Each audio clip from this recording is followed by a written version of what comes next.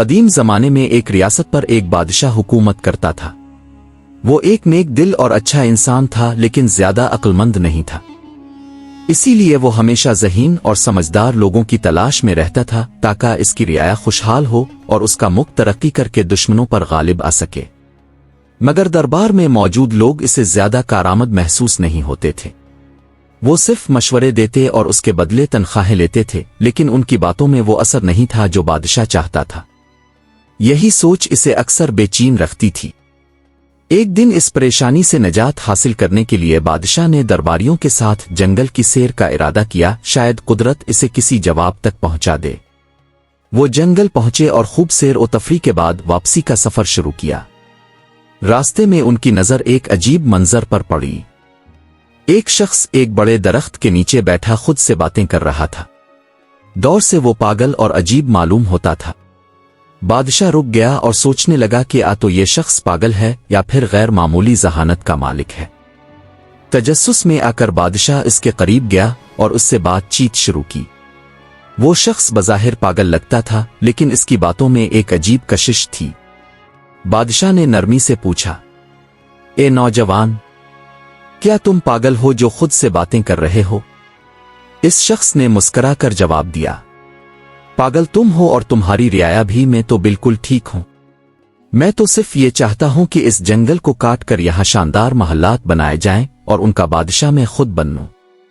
اس کی بات میں عجیب اعتماد تھا۔ بادشاہ اور درباری حیران رہ گئے۔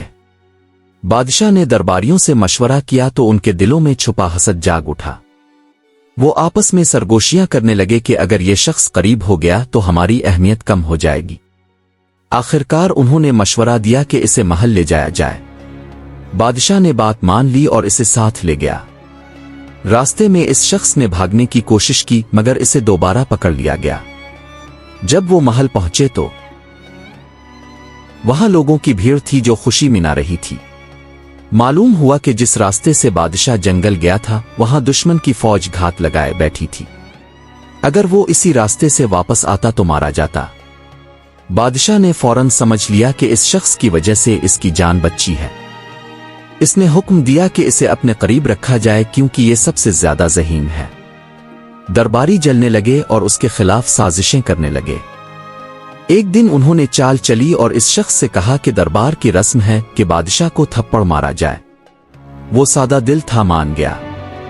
اگلے دن اس نے بادشاہ کو زور سے تھپڑ مارا جس سے تاج گر گیا اور اس کے نیچے سے ایک خطرناک بچھو نکل آیا۔ اگر تاج سر پر رہتا تو بادشاہ کو کاٹ لیتا۔ بادشاہ نے اسے گلے لگا لیا اور کہا، یہی ایک شخص ہے جو مجھ سے سچی محبت کرتا ہے۔ اس نے میری جان بچائی ہے۔ اس کے لیے شاندار دعوت کا اہتمام کیا گیا اور اسے ایک خوبصورت محل انعام میں دیا گیا۔ یہ انعام ملنے کے بعد رعایا جو پہلے ہی حسد میں مبتلا تھی مزید پریشان ہو گئی۔ ان کے دلوں میں خوف بیٹھ گیا کہ اگر یہی سلسلہ چلتا رہا تو یہ شخص ان سب کی جگہ لے لے گا۔ چنانچہ وہ آپس میں سرگوشیاں کرنے لگے، یہ آدمی تو بہت تیزی سے آگے بڑھ رہا ہے، کچھ نہ کچھ کرنا ہوگا ورنہ ہماری عزت اور رتبہ ختم ہو جائے گا۔ دوسری طرف وہ سادہ دل شخص دل ہی دل میں سوچ رہا تھا کہ یہ لوگ کتنے مخلص اور خیر خواہ ہیں۔ اسی خوشی میں اس نے فیصلہ کر لیا کہ اب وہ انہی کی بات مانے گا۔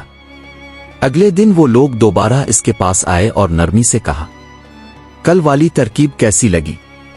اگر تم بادشاہ کو تھپڑ نہ مارتے تو شاید تمہیں سزا مل جاتی۔ وہ خوش ہو کر بولا، تم لوگ واقعی بہت اچھے ہو، تمہاری وجہ سے میری قسمت بدل گئی۔ انہوں نے موقع دیکھ کر نئی چال چلی اور کہا، کل جب بادشاہ تخت پر بیٹھنے لگے تو تم اس کی کرسی پیچھے سے کھینچ لینا، تمہیں آدھی بادشاہت مل جائے گی۔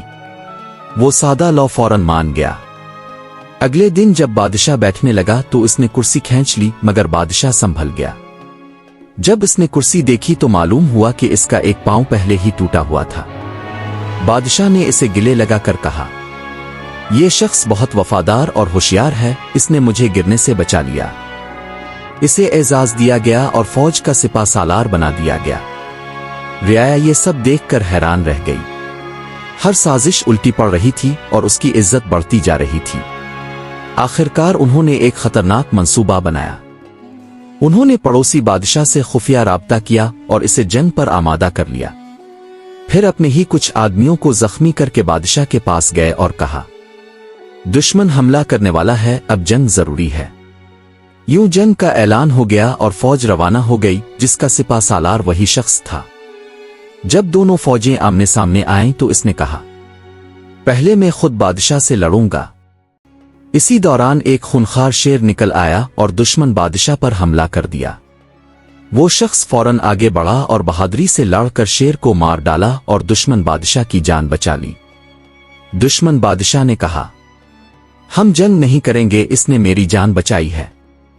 इसके बाद इसकी बहादुरी का चर्चा हर तरफ होने लगा और बादशाह ने अपनी बेटी का निकाह भी इससे कर दिया। मगर हसद करने वाले बाज ना आए। उन्होंने इसे खत्म करने का इरादा किया। इसी दौरान एक बूढ़ा मुशीर खड़ा हुआ और बोला, याद रखो, जिसे अल्लाह इज्जत देता है दुनिया की कोई ताकत इसे छीन नहीं सकती। अगर तुम उसे मार भी दोगे तो उसकी इज्जत और बढ़ेगी। बेहतर यही है कि हसद छोड़ दो और सच्चाई इख्तियार करो। ये बात सबके दिल को लग गई और उन्होंने तौबा कर ली। कुछ अरसे बाद वो शख्स वफात पा गया और सब कुछ मामूल पर आ गया।